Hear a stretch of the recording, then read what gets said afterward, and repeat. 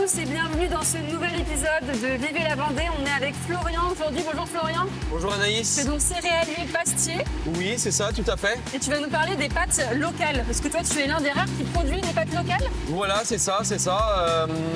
Pourquoi des pâtes? Parce que en fait, le public est agriculteur, est assis dans son tracteur. Les gens n'avaient pas forcément comment on travaillait. On avait tellement d'agribashing, les gens ne savaient pas comment on travaillait. Et en fait, c'était un peu expliquer notre métier en faisant découvrir notre métier et aller vraiment au bout de la chose. Parce que c'est bien beau de produire du blé, mais de le produire, de planter, mettre la graine en terre et de ne pas savoir où que s'en va notre production, on trouvait ça un peu dommage. Donc là, je sais vraiment que je mets ma graine en terre et je vais jusqu'au produit fini. Ça fait 3 ans que tu as lancé 3 ans, pâtes. c'est ça, tout à fait. D'accord. Comment ça marche de créer une pâte locale? Est-ce que tu peux nous expliquer le processus? Créer une pâte locale, c'est déjà beaucoup d'énergie. Parce que c'est quand même un projet. Quand on était voir à la banque, au début, ils nous ont dit des pâtes. C'est très peu courant quand même par chez nous. Donc oui, on a été voir la banque, tout ça, expliquer notre projet, ce qu'on avait envie de faire. Et comme je le disais tout à l'heure, c'était vraiment redonner une autre image de l'agriculture aux gens qui nous entourent. Parce que même dans notre famille, les gens ne connaissent pas forcément notre métier. Et aujourd'hui, avec les pâtes, ça permet de remettre du dialogue. Les gens nous posent des questions et on explique notre métier. Alors comment on produit des pâtes? Même, tu vois, les pâtes qu'on achète au supermarché, elles viennent pas de France du coup? Parce que j'ai l'impression que c'est rare. Pas forcément. Il y en a qui viennent de France, mais pas partout. Nous, aujourd'hui, toute ma production ne s'en va pas toute pour faire mes pâtes. Ouais. Elle s'en va une bonne partie aussi chez Barilla ou chez Panzani. Barilla, c'est italien. Panzani, ils font des pâtes en France, mais sans savoir vraiment. Et on a aussi du blé qui s'en va à l'étranger, en Algérie, enfin qui s'en va un peu partout dans le monde. Et c'était vraiment ça qui était dommage de ne pas savoir où s'en allait notre blé. Qu'avec nos pâtes locales, on sait vraiment où ça s'en va. Et justement, tu me disais que ces compagnies-là, ces entreprises, elles mélangent un peu des pâtes du Canada, de plein d'autres pays. Voilà, nous, voilà. On n'est pas au courant forcément. On n'est pas au courant forcément. Nous, on l'a appris et les gens nous le demandent. Et c'est vraiment une demande du consommateur. Nous, notre blé en France, on a des normes, on a une traçabilité que les gens, dans les pays autres que la France, n'ont pas les mêmes normes que nous. Et nous, on trouvait ça vraiment dommage de se faire taper sur les doigts. Et enfin, voilà, on a un cahier des charges qui est vraiment très très strict.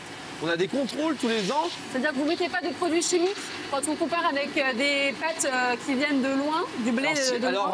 Si, ne pas mettre de produits chimiques, on en met. Mais alors pour moi, aujourd'hui, il y a plusieurs agricultures. Il y a l'agriculture biologique, il y a l'agriculture raisonnée et il y a l'agriculture intensive. Moi, je me dis qu'aujourd'hui, on ne parle pas assez de l'agriculture raisonnée. Okay. Pour moi, je me place bien dans l'agriculture raisonnée. Pourquoi? Parce qu'aujourd'hui, nous, en tant qu'agriculteurs, Florian, on fait partie d'un groupement d'agriculteurs qui s'appelle le CDPM. Le CDPM, c'est une association de 125 adhérents. C'est tous des agriculteurs. Et à ces gens-là, on s'est tous ralliés pour embaucher deux techniciens qui sont ingénieurs agronomes.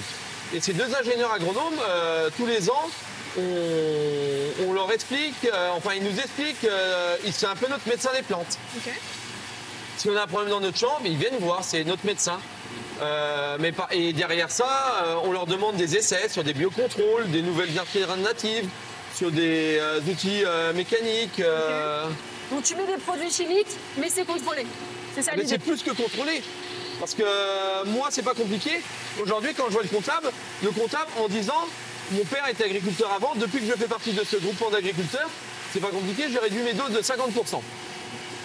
Et ces gens-là, vu que c'est nous qui les payons, on leur demande vraiment un but purement et simplement technique. Et non, il n'y a aucun but commercial derrière. C'est vraiment de nous donner des techniques, on leur demande de la recherche sur de la technique, et voilà. Et peut-être en termes de chiffres, est-ce que c'est rapidement rentable de vendre des pâtes locales? Parce que j'imagine que ça coûte 3 fois plus cher qu'en supermarché. Ça coûte beaucoup plus cher, mais c'est sûr, ça coûte beaucoup plus cher. Mais aujourd'hui, le département de la Vendée est très en avant là-dessus. Aujourd'hui, on voit qu'ils nous aident énormément.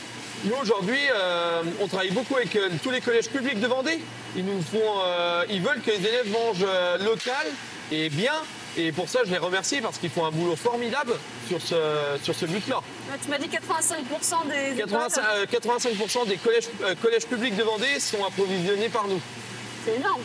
C'est énorme et d'un côté, c'est aussi une fierté de pouvoir nourrir les élèves vendéens. Et comment tu vois aussi l'avenir de ton métier? Tu penses qu'en France, on va manger de plus en plus des pâtes locales? Ou tu vois qu'il y a quand même peut-être des lobbies, je ne sais pas, où c'est compliqué pour vous de sortir du lot, quoi? C'est compliqué de sortir du lot, oui. Il faut savoir bien expliquer notre métier. Parce qu'aujourd'hui, quand on explique bien notre métier, comment le produit est fait, c'est vraiment ce que le Français veut savoir. Tant que vous expliquez votre métier, vous pensez que vous allez toujours rester dans les parages? Je pense, franchement, je pense. Aujourd'hui, on approvisionne aussi les cuisines du Puy du Fou. Ils ont vraiment adoré notre démarche, pourquoi on faisait ça, voilà. Et aujourd'hui, c'est ce qui les a séduits. Et pourtant, les pâtes sont plus chères, mais ils préfèrent les prendre chez nous parce qu'ils savent que derrière, il y a une histoire, il y a une envie de faire un produit de meilleure qualité. C'était vraiment le but recherché. Et c'est quoi le secret pour faire une pâte locale de bonne qualité alors?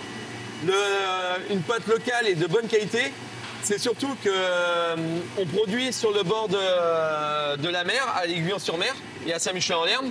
C'est des terres qui sont très très argileuses, qui ont été prises à l'époque sur la mer par les moines. Et en fait, cette terre, elle est vraiment très très riche. Et aujourd'hui, on a une chance, c'est que quand vous venez sur le bord de la côte, par exemple à la plage, manger au restaurant, vous avez toujours cette petite air de la mer qui fait qu'il y a une petite brise, une température qui est moins élevée que par exemple à Fontenay-le-Comte ou à Luçon. Et le fait qu'il y a toujours cette brise de mer, ben on a un blé qui finit de mûrir naturellement et tout doucement. Et surtout tout doucement et fait qu'on arrive à avoir un blé de qualité et des bonnes valeurs en protéines. Est-ce que pour toi c'est les meilleures pâtes locales que toi tu fais ou pas? Ou tu te rends compte qu'il y a d'autres régions de France qui permettent un goût meilleur qu'en Vendée? On va dire, on aime notre terroir, on aime notre région. Pour nous, c'est les meilleurs. Mais c'est surtout que nous, comme je vous disais, on a l'air de la mer qui fait que on arrive à avoir de la protéine sur nos pâtes. Et la protéine fait qu'elles ont une bonne tenue. N'importe quel cuisinier vous le dira. En fait, ils adorent nos pâtes parce qu'ils disent, eux, quand ils font cuire des pâtes, ils en font cuire par 20, 30, 80 kilos, par exemple. Ils nous disent, entre les pâtes qui sont en haut et celles qui sont en bas, eh ben, il n'y a pas de... Il y a une très bonne tenue en cuisson. En fait, celles qui sont en haut sont bien et celles qui sont en bas sont bien aussi parce que c'est pas de la purée. Pour les retrouver, ces pâtes, si jamais le grand public est curieux, il faut se fournir chez vous ou pas? C'est pas compliqué. Chez nous, on fait une vente tous les premiers vendredis de chaque mois à Luçon, tous les deuxièmes vendredis de chaque mois à la ferme à l'Aiguillon-sur-Mer. Et après, dans toutes les petites épiceries, tous les vergers de Vendée. Et c'est déjà pas mal déjà. C'est déjà pas mal. Merci beaucoup Florian.